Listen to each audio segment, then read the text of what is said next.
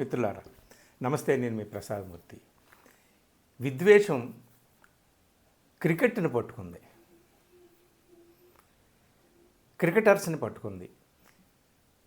మా దేశం వాళ్ళు మీ దేశానికి రారు, లేదా మీ దేశం వాళ్ళు మా దేశానికి రావద్దు, ఈ స్థాయి దాకా వెళ్ళిపోయింది విద్వేషం. ఏం విద్వేషం?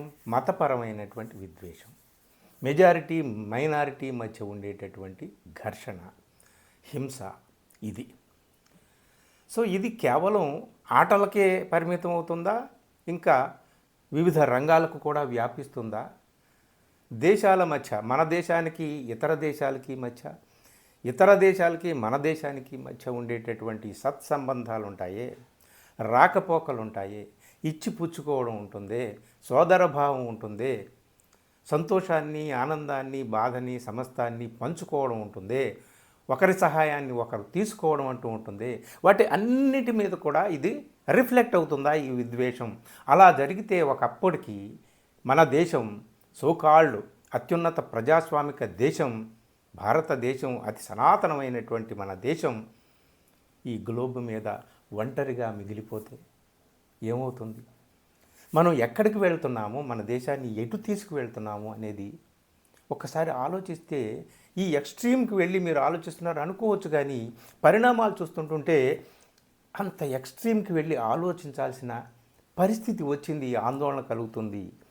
మొన్నటికి మనం ఒక వీడియోలో చెప్పుకున్నాం, బంగ్లాదేశ్ క్రికెటర్ని ఐపీఎల్ ఈ కలకత్తా నైట్ రైడర్స్ ఫ్రాంచైజీలో వేలంపాట్లో తీసుకోవడం వల్ల గొడవ పెట్టారు.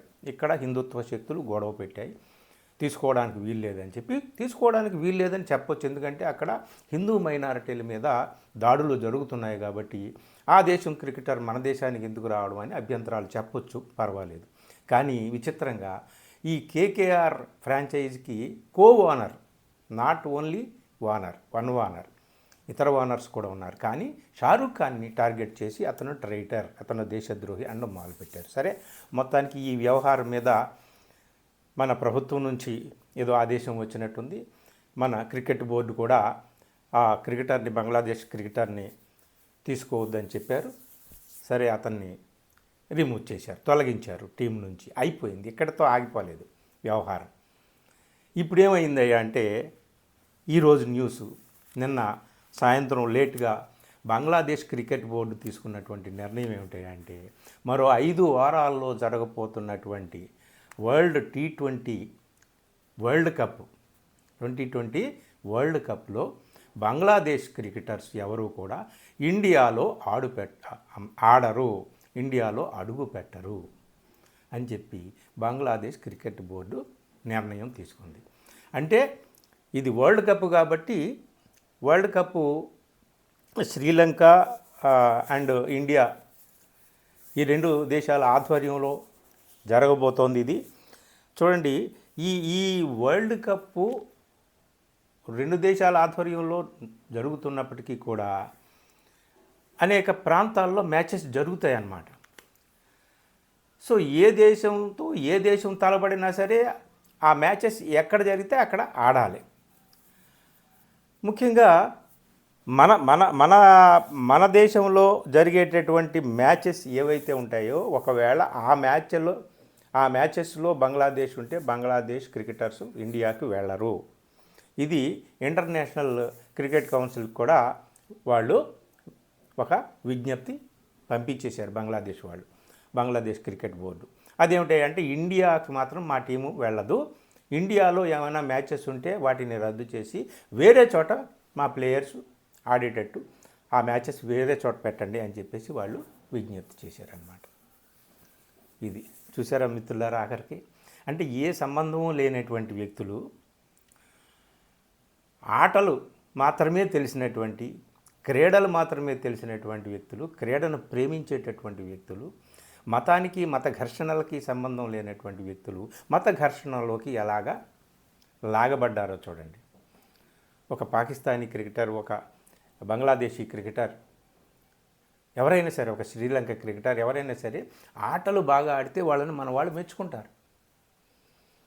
ఎక్కడో ఏదో దేశంలో ఉన్నటువంటి ఫుట్బాల్ ప్లేయర్ మన దేశానికి వస్తే మన దేశంలో ఉన్న ఫుట్బాల్ అభిమానులు అందరూ కూడా ఎలా ఊగిపోయారు, అతను చూడడానికి వీలు కలగలేదు అని చెప్పేసి కలకత్తాలో విధ్వంసం సృష్టించారే. మన దేశం ఆటగాడు కాదు. సో ఆటలకి మతం రంగు పొలమకూడదు. అయిపోయిందండి. ఎలాగూ ఆ పాకిస్తాన్ వాళ్ళు మన దేశానికి రారు, మన దేశం వాళ్ళు పాకిస్తాన్ వెళ్ళరు, ఇప్పుడు బంగ్లాదేశ్ యాడ్ అయింది. సో ఇది ఇక్కడతో అంతం అవుతుందా అనేది ఒకటి ఆలోచన అన్నమాట. ఆ ఆలోచన, ఆ ఆందోళన, తద్వారా కలుగుతున్నటువంటి అనుమానాలు మీతో షేర్ చేసుకోవాలి. ఏమవుతుంది ఏమిటి అనేటటువంటిది. ఇది కేవలం బంగ్లాదేశ్లోనే మైనారిటీస్ మీద దాడులు జరుగుతున్నాయా, లేదా అలాంటి దాడులు వేరే ప్రాంతాల్లో కూడా హిందువుల మీద జరగడానికి అవకాశాలు ఉన్నాయా? అలాంటి అవకాశాలు ఉంటే ఆ అవకాశాలకు పునాదులు ఎక్కడ పడుతున్నాయి? ఎక్కడైనా ఏ దేశమైనా సరే మైనారిటీ మతం ఒకటి ఉంటుంది. ఆ మైనారిటీ మతాన్ని ఆశ్రయించి అనుసరించేటటువంటి ప్రజల సంఖ్య కొంత మేరకు ఉంటుంది. మెజారిటీ మతం ఒకటి ఉంటుంది. ఆ మతాన్ని అనుసరించే వారి సంఖ్య మెజారిటీగా ఉంటుంది. కానీ వాళ్ళందరూ కలిసి ఒక దేశంలో ఉంటారు. ఆ దేశంలో ఉండేటటువంటి రాజ్యాంగపరమైనటువంటి హక్కులన్నింటినీ కూడా అందరూ సమానంగా అనుభవిస్తారు. ఎలాంటి డిస్క్రిమినేషన్ లేకుండా ఉంటుంది. కానీ డిస్క్రిమినేషన్తో అక్కడ రాజ్యాధికారం చలాయించాలని ఎవరైతే అనుకుంటారో వాళ్ళు పొలిటికల్ లీడర్స్ అవుతారు. అలాంటిది ఎక్కువగా జరుగుతూ ఉంటుంది మన దేశంలో, ఇంకా మనం చూస్తున్నాం. సో రీసెంట్ ఎగ్జాంపుల్ మాత్రమే తీసుకుందాం మనం. ఇప్పుడు హిందువుల మీద అక్కడ చేస్తున్నారు, ఇక్కడ ముస్లింలు మైనారిటీలు, ఇక్కడ ముస్లింల మీద దాడులు జరుగుతూ ఉంటాయి. అనుమానాలతో, సందేహాలతో, భ్రమలతో కొన్ని చోట్ల జరుగుతూ ఉంటాయి. చాలా ఉదాంతాలు ఉన్నాయి, చాలా ఉదాహరణలు ఉన్నాయి. అవన్నీ కూడా మనం చెప్పుకోని అవసరం లేదు. ఫర్ ఎగ్జాంపుల్ ఇది కేవలం ఇండియాకి, బంగ్లాదేశ్కి, ఇండియాకి, పాకిస్తాన్కి మాత్రమే రిస్ట్రిక్ట్ అయి ఉండకుండా వేరే వేరే కంట్రీస్కి వ్యాపిస్తే ఎలా ఉంటుంది? ఉదాహరణకి క్రిస్మస్ జరిగిందండి మొన్న. ఈ క్రిస్మస్ సందర్భంగా చాలా మైనారిటీ క్రిస్టియన్ మతస్థులు చాలా మైనారిటీగా ఉంటారనమాట. ముస్లిం మైనారిటీ కంటే కూడా బాగా తక్కువ. సో క్రిస్మస్ సందర్భంగా ఆ క్రిస్మస్ వాతావరణంలో మాల్స్లో శాంతాక్లాజ్ని డెకరేట్ చేయడము, స్కూల్స్లో, చర్చెస్లో చాలా వైభవంగా రంగుల పండగగా జరుపుకుంటారు కదా. ఇది అందరూ కూడా పాల్గొంటారు, నాట్ ఓన్లీ క్రిస్టియన్స్. సో ఈ సందర్భంగా దేశంలో దాదాపు ఈ సంవత్సరము 9 రాష్ట్రాల్లో దాదాపు కొన్ని వందల అటాక్స్ జరిగినాయండి. డెకరేషన్స్ దగ్గరికి వెళ్ళి ధ్వంసం చేయడం, చిన్నపిల్లలకి భోజనాలు పెట్టే చోట మధ్యప్రదేశ్లో జబల్పూర్లో ఒక వికలాంగులైనటువంటి, దివ్యాంగులైనటువంటి పిల్లలకి, గుడ్డి పిల్లలకి భోజనాలు పెడుతుంటే వాళ్ళ మీద కొందరు దాడులు చేశారు. ఎవరయ్యా అంటే ఆర్ఎస్ఎస్ అనుబంధ సంస్థలుగా ఉన్నటువంటి విశ్వ హిందూ పరిషత్తు, బజరంగ దళ్. చర్చిలకు వెళ్ళి అక్కడ డెకరేషన్స్ ధ్వంసం చేయడం, అక్కడికి వెళ్ళి హనుమాన్ చాలీసా చదవడం, బైబిల్స్ తీసుకెళ్ళి విసిరేయడము, నానా రకాల విధ్వంసం. ఇది మీరు చాలా వీడియోలు కొడితే చూడండి, అటాక్స్ ఆన్ క్రిస్మస్ సెలబ్రేషన్స్ అని కొట్టి చూడండి. నేను ఓన్గా చెప్పడం లేదు. నేను చాట్‌జీపీటీని, పెర్ప్లెక్సిటీని అడిగాను, ఏమిటి అటాక్స్ ఇండియాలో ఏం జరిగినాయి రీసెంట్గా, ఏమిటి, ఎంతవరకు వాస్తవం ఏమిటి అనేటటువంటిది నేను అడిగితే ఇది నాకు ఇచ్చినటువంటిది ఏమిటి అంటే, several dozen incidents of intimidation, vandalism, physical assault and disruption of Christmas prayers and events were reported across India in 2024 and 2025 December. Last year 2025 డిసెంబర్లో, 2024 డిసెంబర్లో కూడా ఇవి జరిగినాయి. స్కూల్స్ మీద, ప్రేయర్ మీటింగ్స్ జరిగే చోట, ఫంక్షన్స్ జరిగే చోట, చర్చిల దగ్గర, అన్ని చోట్ల కూడా ఈ విధమైనటువంటి అటాక్స్ జరిగాయి అని వాళ్ళు చెబుతున్నారు. ఇవన్నీ ఎన్ని జరిగాయంట, దాదాపు ఈ క్రిస్టియన్ రైట్స్ అసోసియేషన్స్, కొన్ని క్రిస్టియన్ హక్కులకు సంబంధించినటువంటి ఫోరమ్స్, యునైటెడ్ క్రిస్టియన్ ఫోరం, అలాగే ఎవాంజలికల్ ఫెలోషిప్ ఆఫ్ ఇండియా, వాళ్ళు ఇచ్చినటువంటి రిపోర్టు ప్రకారం ఏమిటంటే వాళ్ళు కంప్లైంట్ చేశాను. వాళ్ళు ఇచ్చిన రిపోర్ట్ ప్రకారం దాదాపు 2024లో 800 ఇన్సిడెంట్స్ జరిగాయంట క్రిస్మస్ సందర్భంగా దాడులు. ఇలాగే 2025లో అంటే మొన్నటికి మొన్న 700 ఇన్సిడెంట్స్ జరిగాయి. ఇవి ఎక్కడ జరిగాయని వీళ్ళు ఏం చెప్పారయ్యా అంటే ఆ రాష్ట్రాల పేర్లు ఎక్కువగా చెప్పారు. ఏంటంటే ఉత్తరప్రదేశ్, మధ్యప్రదేశ్, ఛత్తీస్గఢ్, రాజస్థాన్, పంజాబ్, ఉత్తరాఖండ్, గుజరాత్, ఒడిశా, మణిపూర్, అస్సాం, మేఘాలయ, ఢిల్లీ, కేరళ. వీటిల్లో 99% అన్నీ కూడా వీళ్ళు ఏం చెప్పారయ్యా అంటే ఎక్కడైతే హిందుత్వ అంటే ఆర్ఎస్ఎస్ బ్యాక్డ్ గవర్నమెంట్స్ ఉన్నాయో అక్కడే ఈ దాడులు ఎక్కువగా జరిగాయి అనేది రిపోర్ట్ అండి మిత్రులారా. ఇప్పుడు చెప్పండి, కేవలం బంగ్లాదేశ్లోనే జరుగుతున్నాయా లేదా మన దేశంలో కూడా జరుగుతున్నాయా? లేదా మన దేశంలో జరుగుతున్నటువంటి ఈ దాడుల ప్రభావంతో వేరే దేశాల్లో మన వాళ్ళు ఉంటారు కాబట్టి వాళ్ళ మీద దాడులు జరుగుతున్నాయా? ఇంటర్లింక్డ్ అన్నమాట. ఈ విద్వేషం అనేది ముస్లిమ్స్ని, ముస్లిం మైనారిటీలని టార్గెట్ చేసుకున్నటువంటి కొన్ని హిందుత్వ శక్తులు ఇప్పుడు క్రిస్టియన్ మైనారిటీలను కూడా అంతకుముందు నుంచి మనకు తెలుసు, చర్చిల మీద దాడులు చేయడము, ఒరిస్సాలో ఒక ఫాదర్ని సజీవంగా కొడుకుని చంపేసినటువంటి ఘటనలు ఇట్లాంటివి చాలా ఉన్నాయి మనకి. సో ఇలాంటివి రాను రాను రాను రాను పెరుగుతూ పెరుగుతూ పెరుగుతూ వస్తున్నాయండి. ఇప్పుడు కేవలం ముస్లిం మైనారిటీల మీదే జరిగినాయి అనుకుంటే అటు ముస్లిం కంట్రీస్లో ఇలాంటి ఘటనలకి, మన దేశంలో జరిగేటటువంటి ఘటనలకి ప్రతీకారంగా ఘటనలు జరగడం ప్రారంభం అయితే కేవలం ముస్లిం కంట్రీస్లోనే కాదు, క్రిస్టియన్ కంట్రీస్లో కూడా ఒకవేళ ఇక్కడ జరుగుతున్నటువంటి, ఈ దేశంలో జరుగుతున్నటువంటి ఘటనలకు ప్రతీకారంగా ఆ రిటాలియేషన్తో అక్కడ కూడా అక్కడ నివసిస్తున్నటువంటి హిందువుల మీద కానీ, అక్కడ ఉంటున్నటువంటి హిందూ సెలబ్రిటీస్ మీద కానీ జరుగుతూ ఉంటే, లేదా ఆస్ట్రేలియా కావచ్చు, ఇంగ్లాండ్ కావచ్చు, ఫ్రాన్స్ కావచ్చు, రష్యా కావచ్చు, అమెరికా కావచ్చు, న్యూజిలాండ్ కావచ్చు, అన్నీ ఎక్కువగా చాలా క్రిస్టియన్ కంట్రీసే కదా. వాళ్ళందరూ కూడా ఇదిగో మీ దేశానికి మేము రాము, మీ దేశం నుంచి మా దౌత్యవేత్తలను తీసేసుకుంటాం, మీ దేశానికి మా క్రికెటర్లను పంపము, మా ఆటగాళ్ళను పంపము, మీరు మా దేశానికి పంపొద్దు, ఈ విధమైనటువంటి అభద్రతాభావం అన్ని దేశాలలోనూ కలిగితే మన దేశం ఏమైపోవాలి? మన దేశం అంటే మట్టి కాదు, దేశం అంటే మనుషులు అని మహానుభావుడు మొత్తుకున్నాడు కదా గురజాడ.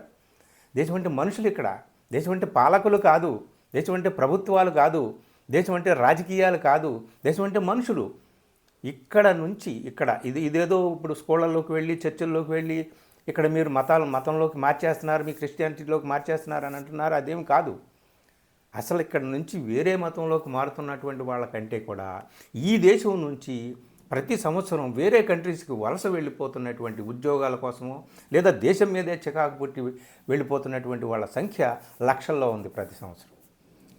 కాబట్టి ఇది ఏ స్థాయికి వెళ్తుంది? రాను రాను ఈ విద్వేషం అనేటటువంటిది మనం ఒక మతాన్ని మరొక మతాన్ని ఇలా టార్గెట్ చేసుకుంటూ పోతే, ఈ విధమైనటువంటి హింసాకాండలు చేసుకుంటూ పోతే, పెచ్చరిల్లిపోతే ఈ విద్వేషపు అగ్నులు నిరంతరం దేశాన్ని దహించి వేస్తూ ఉంటే అది ఏ స్థాయికి వెళ్తుంది? ప్రపంచంలో ఉన్న ఇతర మతాలు అనుసరిస్తున్నటువంటి ఇతర మతాలు అక్కడ అధికారం చలాయిస్తున్నటువంటి మెజారిటీగా ఉన్నటువంటి దేశాలు మన దేశం మీద ఏ విధమైన ఆంక్షలు పెట్టవచ్చు? ఇక్కడ నుంచి వచ్చే వాళ్ళ మీద ఆంక్షలు పెట్టవచ్చు, ఇక్కడ నుంచి ఉద్యోగాల కోసం వచ్చిన వాళ్ళ మీద ఆంక్షలు పెట్టవచ్చు, వాళ్ళ మీద దాడులు జరగవచ్చు, అక్కడ నుంచి ఇక్కడికి రాకపోకలు ఆగిపోవచ్చు, దౌత్యపరమైన సంబంధాలు ఆగిపోవచ్చు, వాణిజ్యపరమైన సంబంధాలు ఆగిపోవచ్చు. ఇంత దారుణమైన పరిణామాలు వస్తే మన దేశం యొక్క ఆర్థిక పరిస్థితి, సగటు మానవుడి యొక్క అభివృద్ధి అన్నీ కూడా ఎఫెక్ట్ అవుతాయి. ఇది ఈ మాత్రం గ్రహించలేరా? ఇన్ని పెద్ద మాటలు మాట్లాడతారు, చెప్పని నుంచిగా ఛాతీ అంటారు, నాన్ బయోలాజికల్ అని అంటారు, దేవుడు నన్ను సాక్షాత్తుగా పంపించాడంటారు. డైరెక్ట్గా దిగి ఇట్లాంటివి వద్దు, ఇలాంటి గొడవలు జరగడానికి వీలేదు, ఒక్క చిన్న ఇన్సిడెంట్ జరిగినా సరే బయటకు వచ్చి ఖండించి, ప్రధానమంత్రి కాదు, రాష్ట్రపతి కాదు, హోంమంత్రి కాదు, ఎవరైనా బయటకు వచ్చి ఖండించి ఖబర్దార్ ఇంకొకసారి జరిగితే మిమ్మల్ని అందరినీ తీసుకెళ్ళి లోపలేస్తామని చెప్పేసి కటువుగా కఠినంగా వ్యవహరిస్తే ఎలాంటివి జరుగుతాయా? జరగవు. కానీ వాళ్ళకి కావాల్సింది ఇలాంటివే కావాలేమో, తమ రాజకీయ లబ్ధి కోసం ఇలాంటివి నిరంతరం కూడా సజీవంగా ఉండడం కోసం వాళ్ళు ప్రయత్నాలు చేస్తారా అన్నట్టుగా వాళ్ళు చాలా మౌనంగా ఉంటారనమాట. ఇన్ని ఘటనలు జరిగాయి, ఒక్క బాధ, ఒక్క పశ్చాత్తాపం బయటకు వచ్చి నాకు చాలా బాధగా ఉంది, ఇలాంటివి జరగవద్దు మన దేశంలో అని చెప్పాలి కదా. కేవలం కొందరు వ్యక్తుల యొక్క స్వప్రయోజనాల కోసం దేశం కాదండి, దేశంలో ఉన్నటువంటి 140 కోట్ల మంది ప్రజలకు ఏ విధమైనటువంటి హాని జరగకూడదు, సోదరభావంతో ఉండాలి, భావంతో ఉండాలి, అందరూ కూడా శాంతియుతంగా కలిసిమెలిసి సహజీవం, జాతులన్నీ మతములన్నీ కలిసిమెలిసి బతకవలనన్నట్టు అందరూ కూడా కలిసిమెలిసి ఆనందంగా బతికితేనే దేశం అవుతుంది తప్ప ఏదో ఒక మతం వారు లేదా ఒక మతానికి సంబంధించినటువంటి కొందరు రాజకీయ నాయకులు వీళ్ళకి సంబంధించింది కాదు కదా ఇదంతా దేశం అంటే. కాబట్టి మిత్రులారా, ఇదేదో బంగ్లాదేశ్తో ఆగిపోయేటట్టుగా కనిపించడం లేదు. ఈ రివెంజ్ అనేటటువంటిది, ప్రతీకారం అనేటటువంటిది ఒక దేశానికి దావానలంలా వ్యాపిస్తూ ఉంది. అది ఏ రూపం తీసుకుంటుందో మనకు తెలియదు. ఎప్పటికైనా సరే అది రూట్స్లో ఉన్నప్పుడే దాన్ని పెకలించి వేయాలి. ఇది వృక్షంగా, మహావృక్షంగా పోతుంది. ఈ మహావృక్షం మామూలు వృక్షం కాదు, అనల వృక్షం, అగ్ని వృక్షం. ఒక్క చిన్న గాలి వేస్తే ఆ అగ్నివృక్షం నుంచి చింగారాలు అలా అలా అలా వ్యాపిస్తే దేశాలు తగలడిపోతాయి అన్నమాట. కాబట్టి ఖబర్దార్. ఆటలు, క్రికెట్ మ్యాచ్ గురించి ఎదురు చూస్తున్నాం అందరం కూడా, ఐపీఎల్ గురించి ఎదురు చూస్తున్నాం, వరల్డ్ కప్ గురించి ఎదురు చూస్తున్నాం. మరి నాయకులైన వాళ్ళు, పాలకులైనటువంటి వాళ్ళు కనీసం రంగంలోకి దిగి ఇలాంటివి ఆపాలన్నమాట. ఎక్కడికక్కడే ఆపాలన్నమాట. ఆ దేశంలో మన వాళ్ళ మీద జరిగిన, మన దేశంలో వేరే మతస్థుల వాళ్ళ మీద జరిగిన, ఎవరి మీద జరిగిన దాడి, హింసే, ద్వేషమే, విద్వేషమే, ఇవన్నీ వద్దు. మనకి ప్రేమ కావాలని చెప్పి బయటికి వచ్చి నిలబడేటటువంటి వాడే నిజమైన నాయకుడు. మిత్రులారా, జరుగుతున్న వాస్తవాన్ని గమనించండి. ఇలాంటివి జరిగినప్పుడు, మీ దృష్టికి వచ్చినప్పుడు తప్పనిసరిగా ఖండించండి. ఇది ఈ వీడియో నేను చేసినటువంటి ఉద్దేశం. నచ్చితే మిత్రులకు షేర్ చేయండి. Thank you.